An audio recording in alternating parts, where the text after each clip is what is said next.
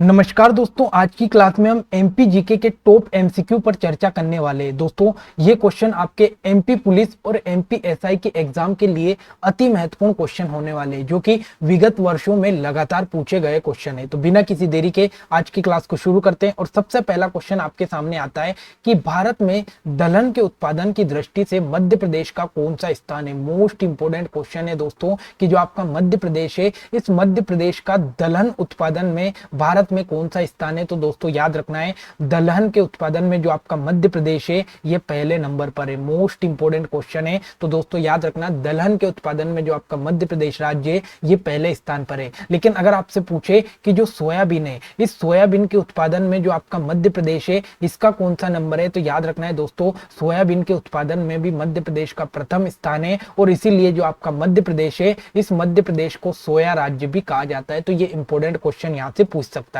अगला क्वेश्चन आपके सामने आता है कि मध्य प्रदेश का कौन सा जिला अंगूर की कृषि के लिए प्रसिद्ध है। मोस्ट इंपोर्टेंट क्वेश्चन है कि मध्य प्रदेश में जो अंगूर जिला है, या अंगूर की कृषि के लिए कौन सा जिला प्रसिद्ध है। तो दोस्तों याद रखना है, अंगूर के लिए जो रतलाम है, ये रतलाम जिला अंगूर जिला कहलाता है, या अंगूर उत्पादन में प्रथम स्थान रखता है। मोस्ट इंपोर्टेंट क्वेश्चन यहाँ से पूछा जा सकता है। अगला क्वेश्चन, मध्य प्रदेश का कौन सा जिला अधिकतम गेहूं का उत्पादन करता है। मोस्ट इंपोर्टेंट क्वेश्चन है दोस्तों, कि मध्य प्रदेश में जो गेहूं का उत्पादन है, ये गेहूं का उत्पादन सबसे ज्यादा कहां पर होता है। तो दोस्तों याद रखना है, गेहूं का जो उत्पादन है, ये सबसे ज्यादा आपका कहां पर होता है, तो ये होशंगाबाद में होता है। मोस्ट इंपोर्टेंट क्वेश्चन है, जो होशंगाबाद है, यहाँ पर मध्य प्रदेश में सबसे ज्यादा गेहूं होता है। और अगर हम बात करें तो होशंगाबाद से याद रखना है दोस्तों, यहाँ से तवा नदी का उद्गम होता है। तवा नदी का उद्गम कहां से होता है, तो दोस्तों याद रखना है, होशंगाबाद से होता है। और एक और क्वेश्चन यहाँ से आपसे पूछ सकता है कि जो पंचमढ़ी है,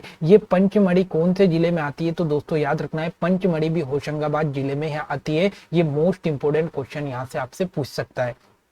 अगला क्वेश्चन आपके सामने आता है कि उत्पादकता की दृष्टि से मध्य प्रदेश का कौन सा जिला चावल उत्पादन में प्रथम स्थान है। मोस्ट इंपोर्टेंट क्वेश्चन है दोस्तों, कि मध्य प्रदेश का वो कौन सा जिला है जो चावल के उत्पादन में पहले नंबर पर है। तो याद रखना है दोस्तों, जो बालाघाट जिला है, ये बालाघाट जिला आपके चावल के उत्पादन में मध्य प्रदेश में पहला स्थान है। तो याद रखना है, मध्य प्रदेश में सबसे ज्यादा जो चावल का उत्पादन होता है, ये कहाँ पर होता है। तो दोस्तों याद रखना है, ये बालाघाट में होता है। अब बालाघाट से बहुत ही इंपोर्टेंट क्वेश्चन यहां से आपसे पूछा जाएगा कि मध्य प्रदेश में जो तांबे का उत्पादन है, ये तांबा का उत्पादन सबसे ज्यादा कहां पर होता है दोस्तों, तो ये बालाघाट में होता है। फिर आपसे पूछेगा कि तांबे के लिए कौन सी खदान प्रसिद्ध है। तो याद रखना है, तांबे के लिए जो मलाजखंड खदान है, ये मलाजखंड खदान प्रसिद्ध है। और जो मलाजखंड खदान है, ये कहां पर आती है दोस्तों, तो ये बालाघाट में आती है। फिर इंपोर्टेंट क्वेश्चन एक और बनता है यहां से, तो याद रखना है दोस्तों, जो मैग्नीज है, ये मैग्नीज के लिए कौन सा जिला प्रसिद्ध है। तो दोस्तों याद रखना है, मैग्नीज के लिए भी बालाघाट जिला प्रसिद्ध है।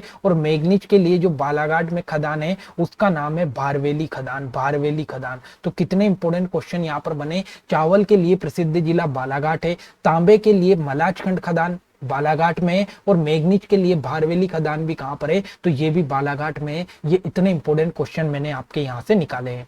उसके बाद एक और इंपोर्टेंट क्वेश्चन यहाँ से बन सकता है दोस्तों, कि जो कटनी है, इस कटनी को मध्य प्रदेश में चूना नगरी के नाम से जाना जाता है। तो याद रखना है, चूना नगरी किसे कहते हैं। तो दोस्तों याद रखना है, चूना नगरी कटनी को कहा जाता है। ये क्वेश्चन भी कई बार परीक्षा में पूछा गया, सीधा सीधा क्वेश्चन पूछता है। अगला, सरसों की हांडी कौन सा क्षेत्र कहलाता है। मोस्ट इंपोर्टेंट क्वेश्चन है दोस्तों, कि जो सरसों की हांडी है, ये कौन से क्षेत्र को कहा जाता है। तो दोस्तों याद रखना है, जो सरसों की हांडी है, ये मध्य भारत के पठार को कहा जाता है। सबसे इंपोर्टेंट क्वेश्चन है कि सरसों की हांडी किसे कहते हैं। तो याद रखना है, सरसों की हांडी मध्य भारत के पठार को कहते हैं। अगर आपसे पूछे कि जो सरसों का उत्पादन है, ये सरसों का उत्पादन सबसे ज्यादा कौन से जिले में होता है दोस्तों, तो सबसे ज्यादा सरसों का उत्पादन मुरैना जिले में होता है। मुरैना जिले में। और मुरैना जिला भी किस पठार में आता है, तो मुरैना जिला भी मध्य भारत के पठार में आता है। और सरसों का सबसे ज्यादा उत्पादन कहां पर होता है, तो ये मुरैना जिले में होता है। अब जब बात आई मुरैना की, तो यहां से एक और बात याद रख ले, तो मध्य प्रदेश का सबसे उत्तरी जिला कौन सा है दोस्तों, तो मध्य प्रदेश का सबसे उत्तरी जिला मुरैना है। और जो मुरैना है, इस मुरैना में ही सबसे ज्यादा शहद का उत्पादन होता है। शहद का उत्पादन भी सबसे ज्यादा कहां पर होता है, मुरैना में होता है। ये भी इंपोर्टेंट याद रखना है। और फिर आपसे पूछे कि जो भाई दूध है, इस दूध का उत्पादन भी सबसे ज्यादा कहां पर होता है, तो मुरैना में होता है। इतने इंपोर्टेंट क्वेश्चन मैंने आपके सामने यहाँ पर निकाले दोस्तों। क्वेश्चन एक है, लेकिन उसके अंदर में 4 से 5 क्वेश्चन क्वेश्चन आपको निकाल कर दूंगा ताकि आपका एक भी क्वेश्चन वहां से नहीं छूटे। तो दोस्तों अगर क्लास अच्छी लगे तो लाइक कमेंट शेयर करना ना भूले, क्योंकि यहीं से क्लास से अगर आप डेली क्लास लोगे तो यहीं से आपके सारे क्वेश्चन एमपी जीके से बनने वाले हैं।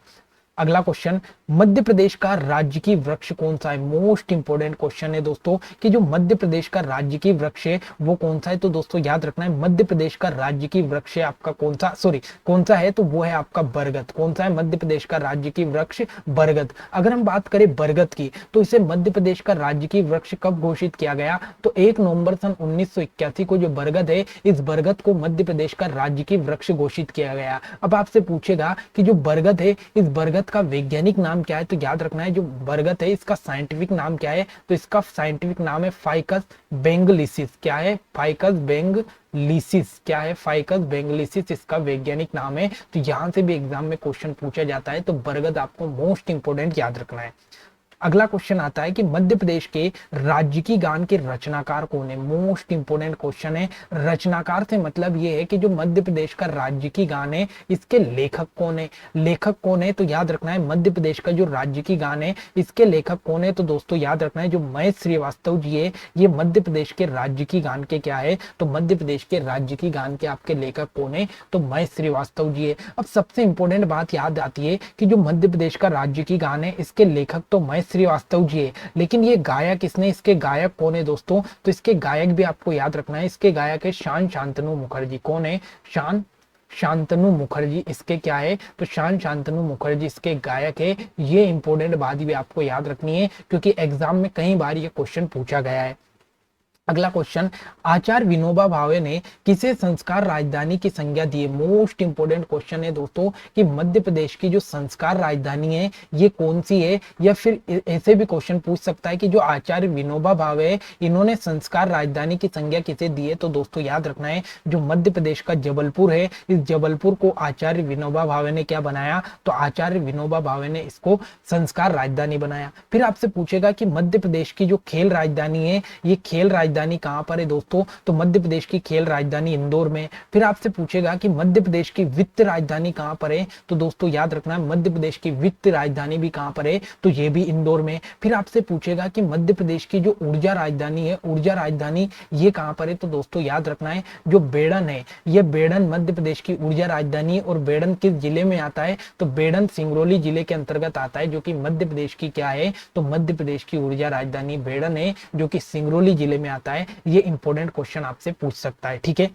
अगला क्वेश्चन, मध्य प्रदेश के किस जिले में पृथ्वी का केंद्र बिंदु स्थित है? मोस्ट इंपोर्टेंट क्वेश्चन है दोस्तों कि जो पूरी पृथ्वी है, इस पूरी पृथ्वी का केंद्र बिंदु कहां पर माना गया दोस्तों? तो ये मध्य प्रदेश के उज्जैन में स्थित है। मोस्ट इंपोर्टेंट क्वेश्चन है, मध्य प्रदेश का जो उज्जैन है, और इस उज्जैन में भी अगर हम बात करें तो जो मंगलनाथ का मंदिर है, ये मंगलनाथ का मंदिर ही क्या है? तो ये पूरी पृथ्वी का केंद्र बिंदु है। तो याद रखना है, पूरी पृथ्वी का केंद्र बिंदु कहां पर है? उज्जैन में। और कौन सा मंदिर है? तो मंगलनाथ का मंदिर है। फिर आपसे पूछेगा कि दोस्तों जो मध्य प्रदेश है, इस मध्य प्रदेश का केंद्र बिंदु कहां पर है दोस्तों? तो मध्य प्रदेश का केंद्र बिंदु आपका सागर में, सागर में। मोस्ट इंपोर्टेंट क्वेश्चन आपसे पूछेगा। अगला क्वेश्चन कि मध्य प्रदेश के कौन से जिले दो राज्यों को स्पर्श करते हैं? अति इंपोर्टेंट क्वेश्चन आपके सामने आया है कि मध्य प्रदेश के वो कौन कौन से जिले हैं जिनकी सीमा दो राज्यों से लगती है। तो सबसे पहले अगर हम बात करें, जो सबसे पहले नंबर पर आता है शिवपुरी। तो दोस्तों अगर हम बात करें तो जो शिवपुरी है इसकी सीमा किससे लगती है? तो इसकी सीमा एक तो राजस्थान से लगती है और उसके साथ इसकी सीमा यूपी से लगती है। मतलब पहले नंबर पर शिवपुरी बिल्कुल सही है, इसकी सीमा राजस्थान यूपी से लगती है। दूसरे नंबर पर आता है रीवा। तो याद रखना है दोस्तों, रीवा की सीमा दो राज्यों से नहीं लगती है, ये बिल्कुल गलत ऑप्शन यहाँ पर है। बात करें बालाघाट की तो दोस्तों याद रखना है, जो बालाघाट है, इस बालाघाट की जो सीमा है एक तो छत्तीसगढ़ से लगती है और उसके अलावा महाराष्ट्र से भी लगती है। और अगला आता है आपका अलीराजपुर जिला, तो इसकी सीमा भी दो राज्यों से लगती है दोस्तों। अलीराजपुर सीमा की हम बात करें तो ये एक तो महाराष्ट्र से लगता है दोस्तों, और एक ये गुजरात से लगता है, गुजरात से लगता है। तो इस प्रकार से अगर हम देखें तो पहले नंबर पर शिवपुरी, तीसरे नंबर पर बालाघाट और चौथे नंबर पर अलीराजपुर, इन तीनों की सीमा दो राज्यों से लगती है। जबकि दूसरे नंबर पर जो रीवा है इसकी सीमा दो राज्यों से नहीं लगती है। तो ऑप्शन नंबर सी इसका राइट आंसर है। अगला क्वेश्चन आता है कि मध्य प्रदेश के प्रतीक चिन्ह में कौन सी फसलों की बालियां अंकित है। मोस्ट इंपोर्टेंट क्वेश्चन है दोस्तों।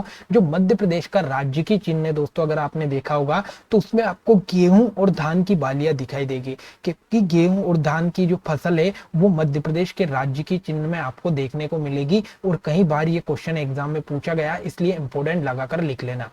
अगला क्वेश्चन है कि यदि आप मध्य प्रदेश की सैर दक्षिण से उत्तर की ओर करेंगे तो मध्य प्रदेश का सबसे उत्तरी जिला कौन सा होगा। मोस्ट इंपोर्टेंट क्वेश्चन है। और मैंने अभी आपको बताया था कि अगर आप मध्य प्रदेश का सबसे उत्तरी जिला अगर आपसे पूछे तो मध्य प्रदेश का सबसे उत्तरी जिला कौन सा है मेरे दोस्त, तो सबसे उत्तरी जिला मुरैना जिला है। अगर आपसे पूछे कि मध्य प्रदेश का सबसे दक्षिणी जिला कौन सा है, तो दक्षिणी जिला याद रखना है बुरहानपुर। बुरहानपुर आपको याद रखना है। तो आपको क्या याद हुआ कि मध्य प्रदेश में सबसे दक्षिणी जिला बुरहानपुर है। अगर अपन बुरहानपुर से चलेंगे और सबसे उत्तर में जाकर रुकेंगे तो कहाँ रुकेंगे, तो ये मुरैना में जाकर रुकेंगे। ये इंपॉर्टेंट बात आपको याद रखनी है, मोस्ट इंपॉर्टेंट बात है। अगला क्वेश्चन, किरार घाटी का विवाद किन दो राज्यों के मध्य है। दोस्तों याद रखना है, जब मध्य प्रदेश से छत्तीसगढ़ अलग हुआ था तो उस समय एक किरार नामक घाटी का जो क्षेत्र है ये मध्य प्रदेश और छत्तीसगढ़ दोनों के बीच में विवादित हुआ है। मतलब क्या, तो मध्य प्रदेश वाले बोलते हैं कि ये किरार घाटी हमारी है और छत्तीसगढ़ वाले बोलते हैं कि ये किरार घाटी हमारी है। तो इस प्रकार से जो किरार घाटी का विवाद है ये दोनों राज्यों के बीच में बना हुआ है। ये इंपोर्टेंट है। तो मध्य प्रदेश और छत्तीसगढ़ के बीच में बना हुआ है। अगर आपसे पूछे कि जो मध्य प्रदेश है इस मध्य प्रदेश से छत्तीसगढ़ कब अलग हुआ, तो 1 नवंबर सन 2000 को मध्य प्रदेश से आपका छत्तीसगढ़ अलग होता है। ये मोस्ट इंपोर्टेंट क्वेश्चन है। अगला क्वेश्चन आपके सामने कि मध्य प्रदेश में किस प्रकार की जलवायु पाई जाती है। दोस्तों अति इंपोर्टेंट क्वेश्चन लगाकर लिख लेना, क्योंकि इतनी बार परीक्षा में ये सिंपल क्वेश्चन पूछा गया कि मध्य प्रदेश की कैसी जलवायु है। तो याद रखना है, मध्य प्रदेश में उष्णकटिबंधीय मानसूनी जलवायु पाई जाती है। उष्णकटिबंधीय मानसूनी जलवायु मध्य प्रदेश में पाई जाती है। ये अति इंपोर्टेंट क्वेश्चन कई बार परीक्षा में पूछा गया है। अगला क्वेश्चन आता है कि मध्य प्रदेश में अंतर्वर्ती जिलों की कुल संख्या कितनी है। अति इंपोर्टेंट क्वेश्चन है दोस्तों। तो मध्य प्रदेश में अंतर्वर्ती जिले मतलब ऐसे जिले जिनकी सीमा किसी दूसरे राज्य से नहीं लगती है उसे कहते हैं अंतर्वर्ती जिले। और अंतर्वर्ती जिलों की अगर संख्या देखोगे तो ये टोटल 17 है। मध्य प्रदेश में अंतर्वर्ती जिले कितने हैं, तो अंतर्वर्ती जिले 17 है। अगला क्वेश्चन, मध्य प्रदेश के कितने जिले राजस्थान की सीमा को छूते हैं। मोस्ट इंपोर्टेंट क्वेश्चन है दोस्तों। अगर हम बात करें तो जो आपका मध्य प्रदेश है इस मध्य प्रदेश की सीमा टोटल 5 राज्यों से लगती है। सबसे पहले हम बात करें राजस्थान से, तो याद रखना है राजस्थान से मध्य प्रदेश के टोटल 10 जिले लगते हैं। फिर बात करें हम यूपी से, तो यूपी के साथ मध्य प्रदेश के 13 जिले लगते हैं। फिर बात करें छत्तीसगढ़ की, तो छत्तीसगढ़ से मध्य प्रदेश के 7 जिले। फिर महाराष्ट्र की हम बात करें तो 9 जिले लगते हैं। फिर हम बात करें गुजरात की, तो गुजरात से मध्य प्रदेश के 2 जिले लगते हैं। तो आपको यहाँ पर ये क्लियर हुआ कि मध्य प्रदेश की सीमा कितने राज्यों से लगती है, 5 राज्यों से। कौन कौन से, राजस्थान, उत्तर प्रदेश, छत्तीसगढ़, महाराष्ट्र और गुजरात। फिर क्लियर ये हुआ कि राजस्थान से 10 जिले लगेंगे, यूपी से 13 जिले, छत्तीसगढ़ से 7 जिले, महाराष्ट्र से 9 जिले और गुजरात से 2 जिले। इस क्वेश्चन का right answer option number A होगा। आपके राजस्थान से टोटल 10 जिले लगते हैं। ऑप्शन नंबर ए इसका राइट आंसर है। अगला क्वेश्चन, वर्ष 2011 की जनगणना के अनुसार मध्य प्रदेश का जनसंख्या की दृष्टि से भारत में कौन सा स्थान था। मोस्ट इंपोर्टेंट क्वेश्चन है दोस्तों। जब 2011 में भारत में जनगणना हुई थी तो उस समय जो आपका मध्य प्रदेश था, ये मध्य प्रदेश जनसंख्या के अनुसार भारत में कौन सा स्थान था, इसका 6ठा नंबर था। लेकिन अगर हम बात करें प्रेजेंट टाइम की, तो प्रेजेंट टाइम पे आपका जो मध्य प्रदेश है इसका जनसंख्या की दृष्टि से पूरे भारत में 5वां स्थान है। तो 2011 में 6ठा था, लेकिन वर्तमान में कौन सा है, तो वर्तमान में आपका 5वां नंबर है। वहीं अगर आपसे पूछे क्षेत्रफल में भारत में मध्य प्रदेश का कौन सा स्थान है, तो दूसरा स्थान है। ये आपको इंपोर्टेंट याद रखना है।